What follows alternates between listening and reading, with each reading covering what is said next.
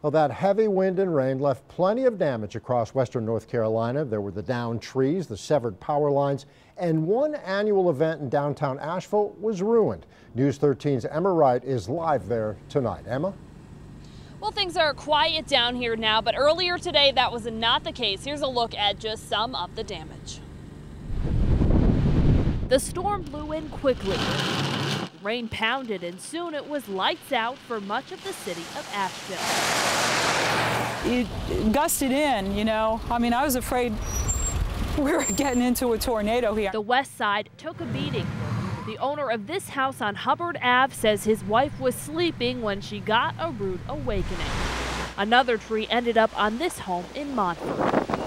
But downtown, breaking branches. The wind came up this way and picked the tents up and broke McDonald Crosby's heart. It's like, you know, losing children. For this potter from Tennessee, 6 months of hard work is in bits and pieces in Pack Square. We're very confident in the stoneware. It's very heavy and it stands up to that kind of wind, but it was a mess today. The storm whipped through Asheville's annual Art in the Park, toppling tents and tables.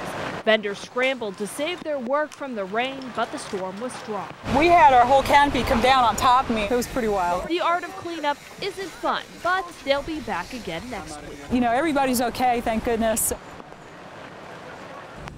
Art in the Park will be back in Pack Square next Saturday. Artists say they are hoping for blue skies and sunshine, aren't we all? Live here in downtown Asheville, Emma Wright, News 13. A howling wind roared through the trees. Look at that tree swaying. Blowing snow clouded streets, and traffic lights swayed. Power crews crept down an icy road near Edneyville. That one was down yesterday. People here are among the more than 800 Today, both of them. who lost power across Henderson County. The one that's dangling up there, that was still hot. And it was hitting the transformer. You can see the burn marks on the side of the transformer. The strong winds toppled trees, twisted lines, and forced homeowners to make do. I don't have any television. That's my big problem. But we're warm. I've got a camp stove for cooking, and as far as that goes, we're okay. In many places, drivers were turned back by drifting snow that made seeing the road difficult. The drifts are easy to drive through. It's when you get on this stuff here that's the bad part. An icy slope sent John LaFlume into a ditch on Sugarloaf Road. I was going nice and slow, had my four-wheel drives going, and wind caught the tail end, and at that point, you just let it go. Even the tow truck that came to rescue him had its trouble, leaving this driver thankful it wasn't worse. I could have been a few more feet down there, and I could have been over there. So I'm just kind of going, okay.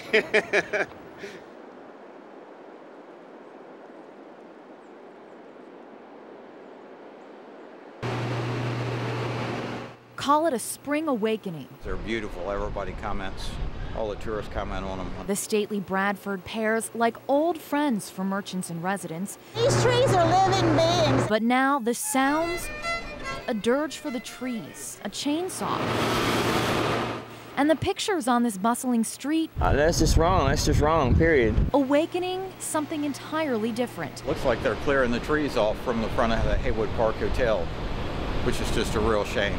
But not before Claire Hanran has her way. Chained herself to the tree, not letting anything happen. I mean, it's an act of desperation, but it might work. Hanran takes a stand. And they're showing no respect for the life of these trees or for the beauty that they have shined on our community for some time. They're just tossing them away, grinding them up, and driving off. And it does work. For a while, anyway. I'm happy to leave the 2 remaining trees until they've finished blooming, and I'll just have my contractor make this site the last place that he visits for planting new trees. The city arborist says the trees are dangerous, the limbs too heavy. The tree, unfortunately, doesn't really care what's underneath of it when it drops pieces. Many say there's no substitute for these guys. I'd say it's gonna be 10 years before they're this size and, you know, this much shade and this pretty again. But city officials will try. We're not out to alienate anybody or make people mad. Our long-term vision is to keep improving upon the urban forest. Spring begins 1 week from today, but lots of us are ready for the new season right now. And today, Mother Nature played along. Photojournalist Jacob Curtis shows us folks taking advantage of the day in downtown Asheville.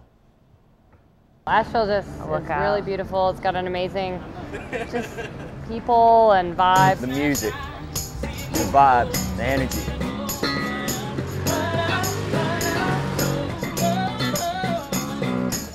I've met people from all over the world sitting right here at this chess table at Pritchard Park. I met a guy from Mombasa, Kenya, Africa.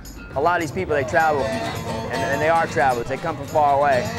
Just riding around, just chilling. One guy was yelling at her because I'm wearing a dress while riding a bike. He was yelling. He was like, "It's okay. I wear a dress while I ride a bike all the time." So we decided to come up here because my brothers live here, and Asheville's a great place.